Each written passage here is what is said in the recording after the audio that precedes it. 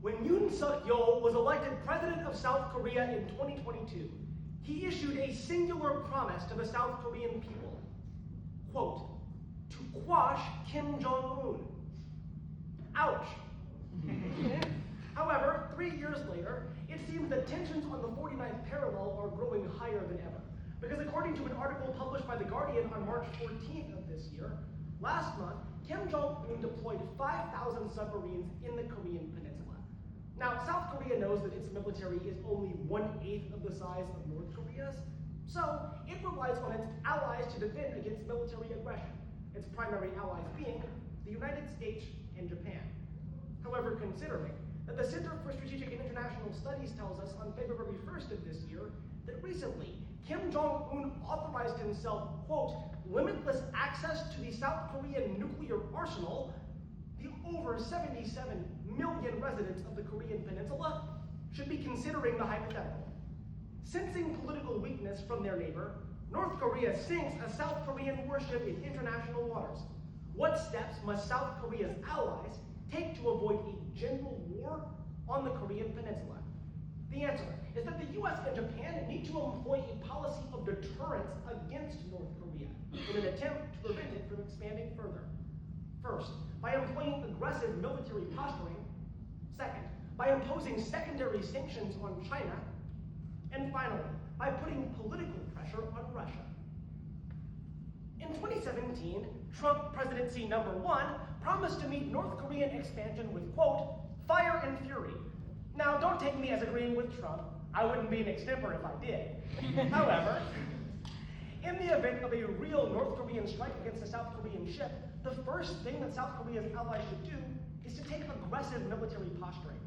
The New York Times explains on February 15th of this year that South Korea has a small military and Japan's military economy prevents it from having a military at all, meaning that South Korea's security in the Korean peninsula entirely relies on the United States' nuclear umbrella, a series of nuclear facilities that prevent South Korean and Japanese adversaries from acts of military aggression. However, that umbrella is closing, because according to an article published by the National Interest on January 31st of this year, North Korea's expansion is inspired by the fact that they perceive the US's military umbrella security guarantee to no longer be credible, with the article explaining that in 2017, Trump shut down 16 military facilities in the Korean peninsula, leading him to believe that if he were to attack, maybe nothing would happen. Thus, for the United States and Japan to effectively combat North Korea in the event of attack, it would need to reinstate these military bases and make clear to Kim Jong-un that if it were to expand further, the United States would meet it with every bit of military aggression possible. Why would this work? Well, it's the basic logic of mutually assured destruction. North Korea knows the United States' military is 10 times the size of its own, and as a result, it wouldn't be willing to stand up against a credible American military threat. Famous American philosopher Gucci Mane once said that money rules the world. And that's true with North Korea, because the second thing that the United States and Japan should do in the event of a North Korean strike against South Korea would be to employ secondary sanctions against China. NPR explains on March 4th of this year that China is North Korea's biggest economic ally, accounting for 90% of its trade revenue in the form of steel and aluminum. However, the Center for Strategic and International Studies explains on April 1st of 2024 that the United States and Japan are far more valuable to China than North Korea, with the article explaining that the scope of American trade with China is 35 times of North Korea, and Japan's is 20 times that. China is a rational economy. It has no vested military interest in fighting a losing battle. Thus, the United States and Japan's response to an act of North Korean aggression should be to impose secondary sanctions. What are those? Well, they're an act of sanctions that employ not against the direct adversary, but against allies of the adversary. Thus, this would involve the United States and Japan saying that if China continues to economically trade with North Korea, it would freeze its assets and cut off its ability to access economic institutions. China is a rational betting game country. So, if the United States and Japan put their money where their mouth is, it's likely that China would listen and North Korea would have no economic ally to put forth. Kim Jong-un might be a totalitarian leader. North Korea might be poor. But at the point that Chinese trade accounts for the entirety of North Korean civil institutions, Kim would not be willing to forsake that ally. But if China is North Korea's biggest economic ally, Russia is its biggest military ally.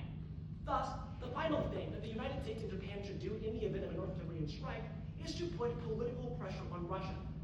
The Economist explains on February 15th of this year that Russia accounts for the majority of the North Korean military buildup, including 40% of its nuclear submarines and 35% of its missile NCBM warheads.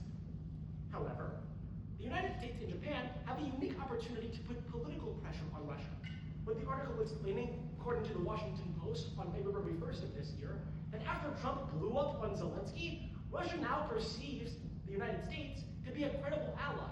And because Japanese President Shigeru Ishiba is one of the only countries to not completely cease diplomatic relations with Russia, ultimately, Japan and the United States have a profound opportunity to impose political pressure on a Russian state that desperately needs allies at a time when they are internationally unpopular. Thus, were Trump and Ishiba to make it clear that if Russia were to continue to supply North Korea with military weapons, ultimately, it would likely pressure the Kremlin to pull back, giving North Korea no military ally, and making it clear to Kim that he would be fighting a losing battle.